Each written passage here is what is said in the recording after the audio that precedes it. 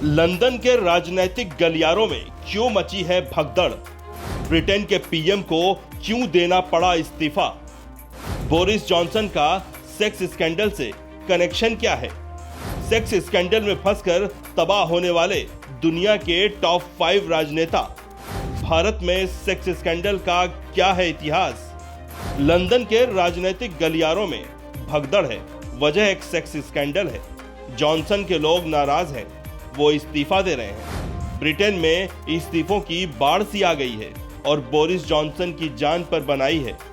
एक sex scandal के कारण बोरिस जॉनसन को प्रधानमंत्री पद से इस्तीफा देना पड़ा है। आखिर ये सेक्स स्कैंडल क्या है?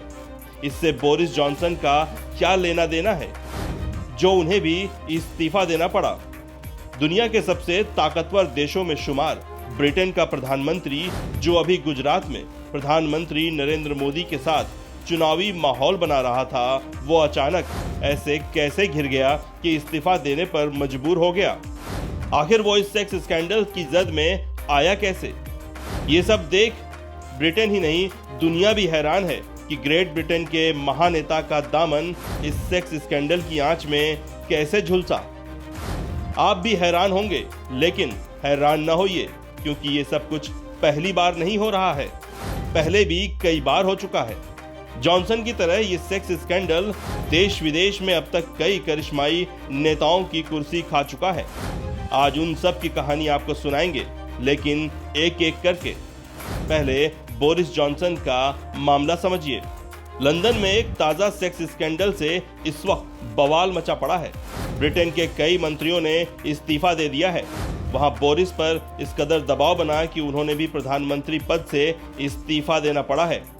हालांकि इस स्कैंडल से पीएम जॉनसन का कोई लेना देना नहीं था, लेकिन आरोपी नेता को पार्टी में डिप्टी चीफ व्हिप का पद देना उनको भारी पड़ गया।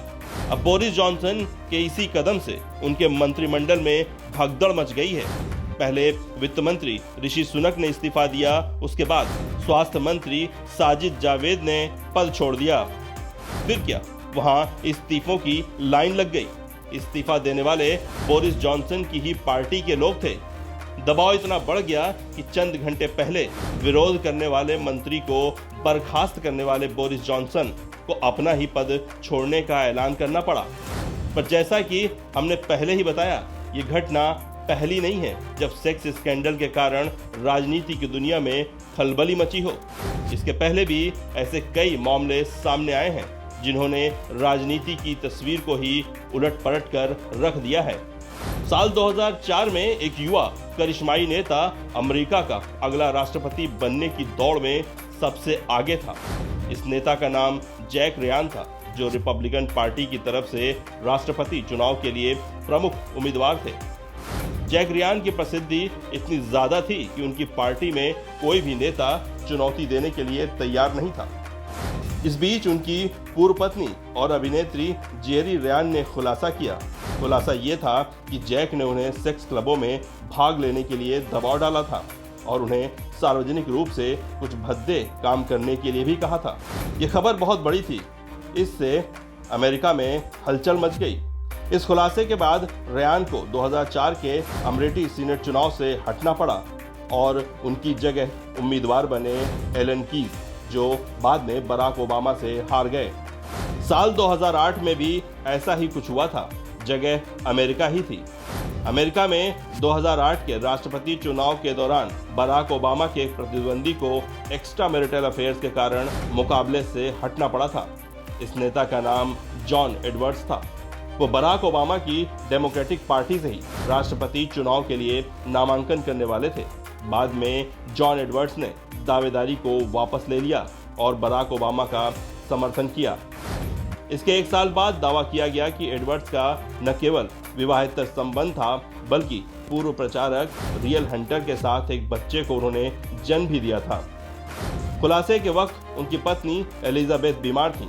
2010 के अंत में उनकी कैंसर के चलते मौत हो गई। 1963 में प्रोफुमो अफेयर ने ब्रिटेन में हेरोल्ड मैकमिलन की कंजर्वेटिव सरकार को गिरा दिया था। तब आरोप लगे थे कि इस मामले के पीछे तत्कालीन सोवियत संघ का हाथ था।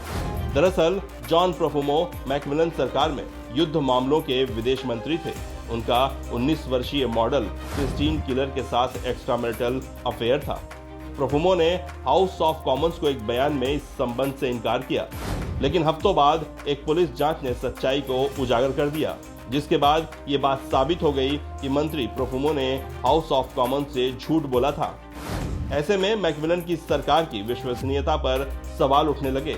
इस मामले ने इतना तूल पकड़ा कि मैकमिलन ने खुद ही खराब सेहत का हवाला देते हुए अक्टूबर 1963 में प्रधानमंत्री के पद से इस्तीफा दे दिया। न्यूयॉर्क के कांग्रेसमैन एंथनी वेनर को सेक्स चैट मामले में फंसने के बाद अपने पद से इस्तीफा देना पड़ा था। उन्होंने गलती से अपने जननांगों की तस्वीरें अपने ट्विटर अकाउंट पर पोस्ट कर दी थी। एंथनी वेनर को सिएटल की एक कॉलेज छात्रा के साथ सेक्स चैट करने का दोषी पाया गया था। हालांकि उन्होंने शुरू में अपनी संलिप्तता से इनकार किया था, लेकिन बाद में उन्होंने अपनी गलती को खुद स्वीकार कर लिया था। उन्होंने कहा कि उन्होंने पिछले 3 वर्षों में कम से कम 6 बार महिलाओं के साथ ऑनलाइन सेक्स चैट किया था। वेनर की पत्नी कोई और नहीं बल्कि तत्कालीन अमेरिकी विदेश मंत्री हिलेरी क्लिंटन की काफी करीबी थी। लेकिन इन सब से कहीं ज्यादा चर्चित सेक्स स्कैंडल की चर्चा अभी बाकी है। साल 1997-98 में पूर्व अमेरिकी राष्ट्रपति बिल क्लिंटन और मोनिका लेविंस्की का सेक्स स्कैंडल जब सामने आया था तो न सिर्फ अमेरिका बल्कि पूरी दुनिया में हलचल मच गई थी। उस वक्त मोनिका व्हाइट हाउस में इंटर्न के तौर पर काम करती थी और महज 22 साल की थी, जबकि क्लिंटन 49 साल के हो चुके थे। मोनिका लेविंस्की ने खुलासा किया था कि 1995 से 97 के बीच उनके और क्लिंटन के बीच 9 बार शारीरिक संबंध बने थे। दोनों के बीच ये संबंध आपसी सहमति से थे, लेकिन पूर्व राष्ट्रपति ने अपने पद का फायदा उठाया था। जब ये बात सबके सामने आई तो शुरू में क्लिंटन ने इस रिश्ते को सिरे से खारिज कर दिया था, लेकिन बाद में उन्होंने मोनिका के साथ अपने संबंधों की बात सार्वजनिक रूप से स्वीकार कर ली थी। मोनिका लेविंस्की से संबंधों को लेकर संघीय जांचकर्ताओं से झूठ बोलने का आरोप लगाते हुए रिपब्लिकन पार्टी ने बिल क्लिंटन के खिलाफ महाभियोग भी चलाया था, लेकिन कोई फायदा नहीं हुआ और क्लिंटन ने अमेरिकी राष्ट्रपति के तौर पर अपना कार्यकाल पूरा किया। फिर भी इस स्कैंडल से क्लिंटन की साख पूरी दुनिया में बहुत खराब हो गई थी। इस बहुचर्चित सेक्स स्कैंडल के बाद मोनिका ने व्हाइट हाउस की नौकरी छोड़ दी थी। क्लिंटन की पत्नी हिलेरी को भी कहीं न कहीं क्लिंटन फैमिली की साख पर लगे भट्टे की कीमत चुकानी पड़ी, जब वो 2016 में डोनाल्ड ट्रंप के हाथों राष्ट्रपति चुनाव हार गई थी। वैसे तो सेक्स स्कैंडल भारतीय राजनेताओं के भी बहुत सामने आए, लेकिन विदेशों से वो इस मामले में अलग रहे कि विदेशों में जहां अपनी ही पार्टी के लोग इस तरह के मामलों में आरोपी को नहीं बख्शते, वहीं भारत में पार्टी के लोग ज्यादातर चुप्पी साध लेते हैं और मामले को दबा पचा ले जाते हैं।